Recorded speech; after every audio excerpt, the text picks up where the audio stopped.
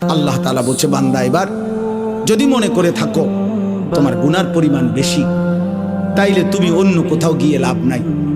আমি আল্লাহ তোমাকে আশ্বস্ত করতে চাই, গুনাহ যদি তোমার আসমান পরিমাণ হয়, গুনাহ যদি তোমার সমুদ্রের ফেনা পরিমাণ হয়, গুনাহ যদি তোমার হিমালয় পর্বত ছুঁয়ে যায়, গুনাহ যদি তোমার এই জমিনের বালুকণা পরিমাণও হয়, তুমি অন্যদিকে যাইও না।